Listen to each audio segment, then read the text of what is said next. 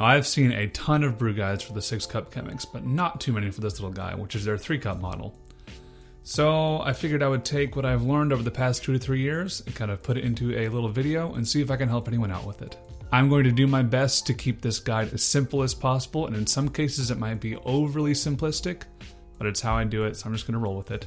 Now I know this is going to be kind of just explaining the obvious here, but the first thing we're going to talk about is the stuff that you're going to need.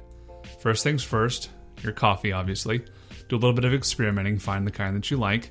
Next you'll need a grinder, one that hopefully is able to get a pretty even grind through whatever setting you choose, which we'll talk about in a second. You're going to need a kettle. Gooseneck style really helps. It can be an electric, it can be a stovetop, whatever. You just want to have that spout to be able to control your pour on the bed of coffee.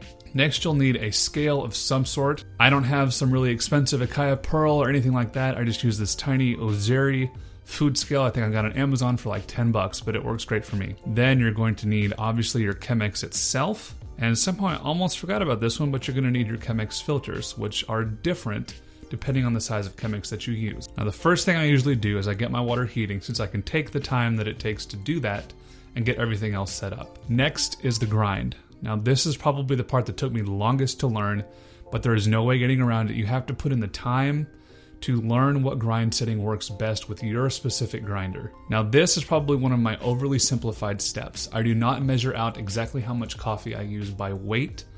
I just do 3 overflowing tablespoons of coffee beans. And if I feel like I'm missing a little bit, I may add a few more, but that is the scale I use. Then obviously, like I talk about, using whatever setting you have found works best for your grinder, grind your coffee. Now that you have your coffee grounds, you're ready to add your filter to the Chemex.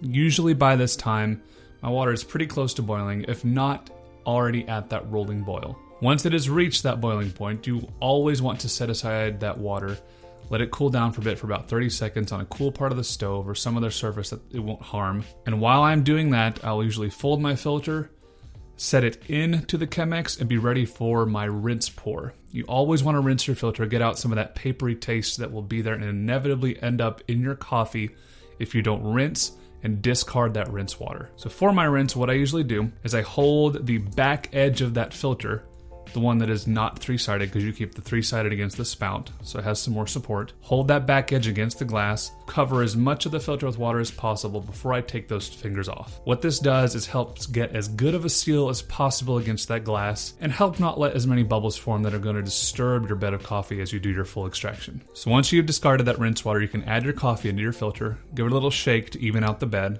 and now you're ready for the full brew. Just like with any other pour-over method, the first step in the actual brew is going to be your bloom. This is that first pour of water that covers your coffee grounds, saturates them, lets some of the negative flavor profiles come off, some of the bad gases that are in the coffee grounds leave, and just gives a really nice space in between the coffee grounds for your full extraction. My technique for doing this, I saw someone do it a while ago. I don't know if it's really good or not, but it works for me and it's kind of fun, so I've kept on doing it. Start out with a little zigzag going across the center, then I do a concentric circle starting from the middle and working my way out until I have saturated all of the grounds. My goal total water amount at the end of this pour is between 45 and 55 grams of water. With some practice, I've ended up to where I can hit that almost every time now, and it really helps with reaching that final goal for your total water, which we'll talk about here in a minute. So once you've completed that bloom pour, you're going to wait 30 seconds starting at the moment you stop pouring your water. Count out 30 seconds. I don't use a timer. You can, a lot of people do. I didn't add it in the what you need earlier because everyone has one in their pockets with their phone nowadays.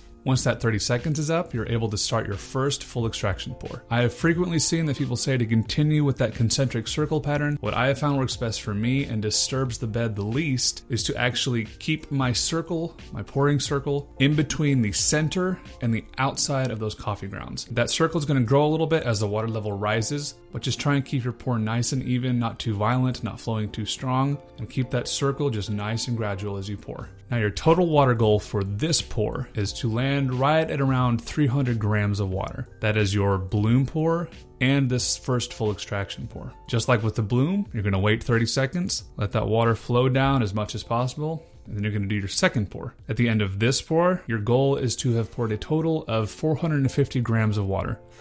Let's see how many times I can say pour. My gosh. Now, if once you have reached that 450 gram mark of that total water added at the end of all 3 pours, and your water is still sitting below the glass edge of your Chemex, that probably means that your grind is too coarse, the water is flowing too fast, you're getting too fast of an extraction, you need to make the grind a little bit finer. Conversely, if you are finding yourself having to pause, let the water flow before you can add more, that probably means that your coffee has been ground too fine. You need to make it a little bit coarser so that it can extract more quickly. It's kind of a first step basic way to find the correct grind. Once you let this last pour fully extract, pretty much all that's left to do is to toss out your grounds and your filter, give it a little swirl.